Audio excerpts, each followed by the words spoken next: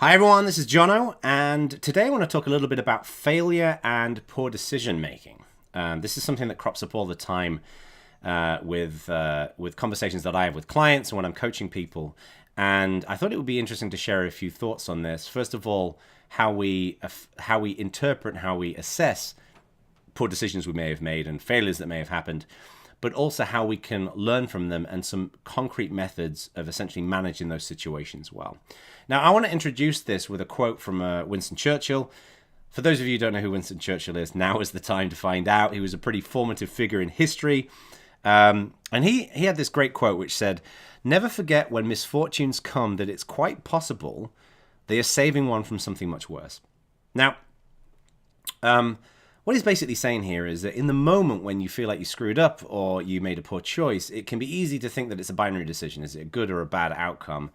In that situation, you think it's a bad outcome. But sometimes that bad outcome in that moment can actually be a better overall life event in the long term than something else, you know? So there are countless examples of this, right? There are, speaking personally, there's been times when I've taken the wrong job or I've taken on the wrong client. And in those situations, in every single situation, I've looked back in retrospect and said, you know what, in terms of my career and what I was doing and my effectiveness, those were the right things to happen. I ended up happier, I ended up more effective in what I was doing. This can also happen in personal events, people go out and they drink too much and they feel like they said something silly, or, people overreact to their kids when they do something wrong and they feel guilty for it, or you get into a silly argument with your significant other or whatever else. There are countless examples of this. And sometimes it can be pretty humiliating. You can feel like you really messed it up in a wider public context. One example I often provide in my talks is one time I was asked to do a keynote at the OSCON conference, which takes place in Portland each year. And it was 10 minutes long. And I hadn't really done any 10-minute talks before. All my talks had been kind of 30, 40 minutes. I'd done loads of keynotes, but I'd never really done anything that short before. So I went away and made it, and I really struggled to try and get anything of substance and value, because when I speak, I try to make it like, a beginning and a middle and an end, and there's like a build-up, and I struggled to do that in 10 minutes. I got off the stage, I felt like I completely screwed it up, and talked to a good friend of mine, and he said, you know what? Some people are good at writing novels, and some people are good at writing short stories. You're better at novels. You just need to learn how to write short stories. So I went away and I learned how to compress information into short chunks of time, and ended up learning about that and doing some other talks, and I felt like they went a lot better. But what was important about that example is that he helped me to focus on what the problem was, so I could look at it as a manageable outcome, that I didn't get too embroiled in the emotional response of, ugh, I screwed up. And this is, I think, the biggest problem, is that a lot of people, and this is invariably where it crops up with some of my clients and people I coach, is people feel like they made poor choices and they feel like they're effectively irreversible, that this will always live on, that it will be front and center in people's minds moving forward. And I don't think that's true in most scenarios. Like, given my example of doing the OSCON, keynote, I've certainly felt that way, that that people were going to look at me forever and say, he was the guy who gave that terrible keynote. But how often do you go to a conference and really remember all of the keynotes? You remember standout ones, but in reality, people are not paying attention to your life as much as you are. So that's the first thing to bear in mind. But the second thing is, to me, this is a fundamental Stoic, which is a philosophy principle, that inside every obstacle is some kind of opportunity. There's a great book called The Obstacle is the Way by a guy called Ryan Holiday, where he talks explicitly about this. And actually, the inspiration for this video was from an email I got from his daily Stoic service. So, I think the key thing here is that we can look for opportunity, even the worst possible scenarios. And I want to talk a little bit about how we do that. I tend to think of it in 4 ways. I have a very small brain, so I have to break things down into simpler pieces.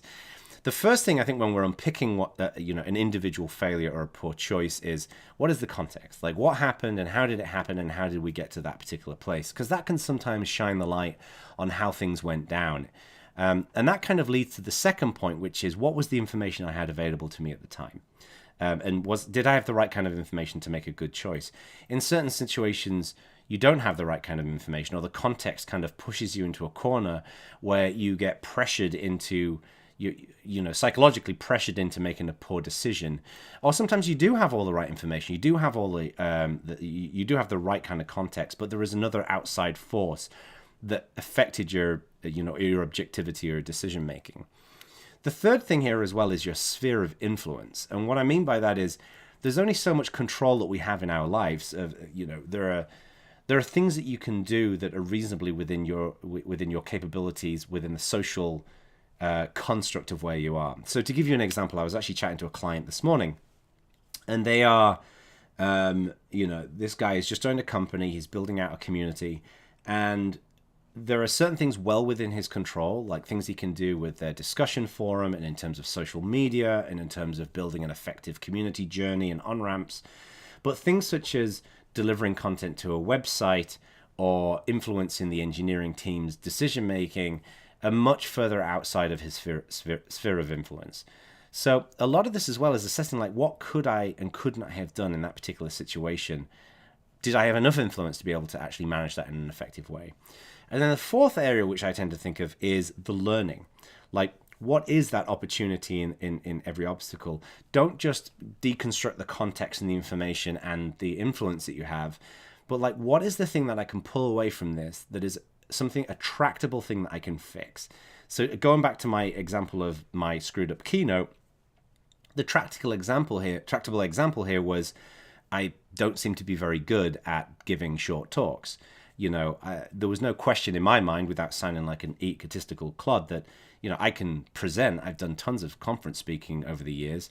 It was the issue was with the short time frame and compressing information in a meaningful way that wasn't overly rushed. So that was a tractable thing. I can go away and I watch YouTube videos and I ask people how they did it, and I could learn from it.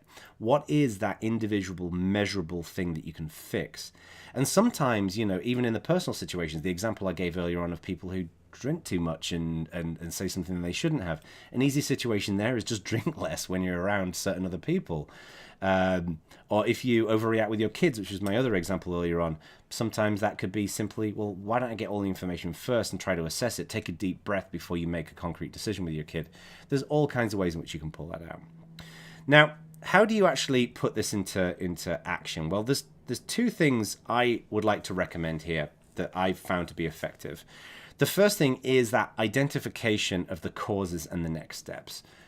So when you look at these kinds of failures or false starts or other poor choices, put the emotional reaction to one side. That's the most important thing. Is that if everyone feels the same, that knot in your stomach or your chest, and you're like, oh God, and you keep replaying it over in your head, and you go home and you think, oh, I really messed that up, And first of all, put that to one side and think objectively.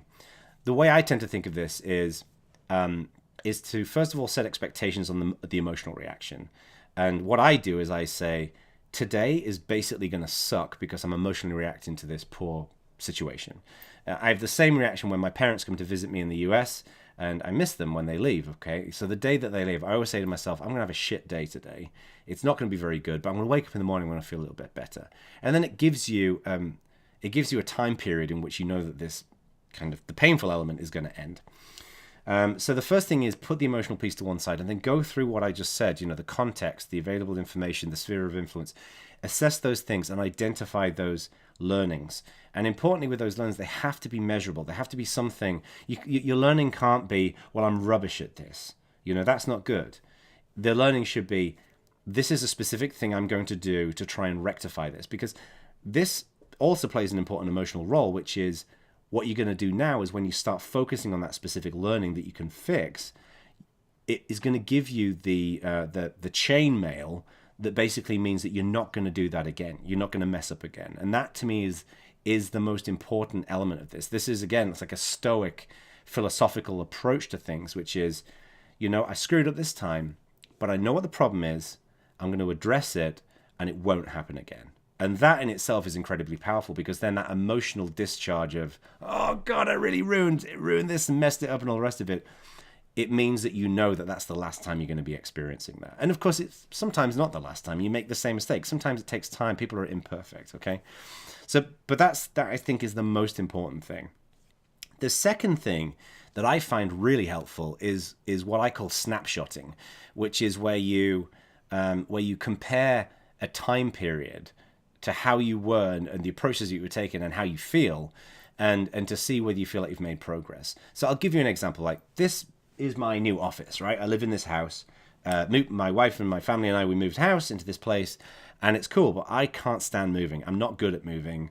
I like my routine and I like where I live, and this is an awesome house, but when we first moved in here, I felt like a fish out of water, and I wasn't particularly enjoying it. And what I did is I snapshotted, and I basically said, in the next week, like this time next week, I'm going to see how I feel. Like, on that particular moment, I was feeling kind of out of sorts and not particularly good, a bit depressed.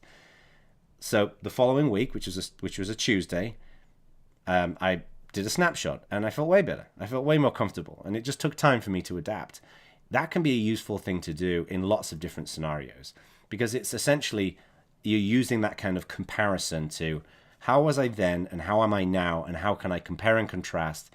And invariably, you then mentally can observe the progress that you're making, and that's another useful approach.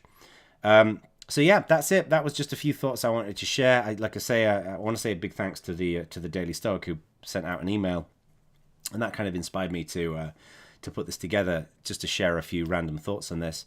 If this is useful, then I hate doing this because I'm not a YouTuber, but give us a like, subscribe to my channel. But more importantly, I'd love to see your feedback in the comments. Like, what do you think? Like, what approaches have you tried? Have you found this useful as well? How have you coordinated and managed kind of like learnings from failures and screw ups and poor decisions and whatever else? And, again, I'm imperfect. Tell me where you disagree with me. Tell me where I can improve, where I can have a better perspective on this kind of stuff. And thank you for watching. Goodbye, everyone.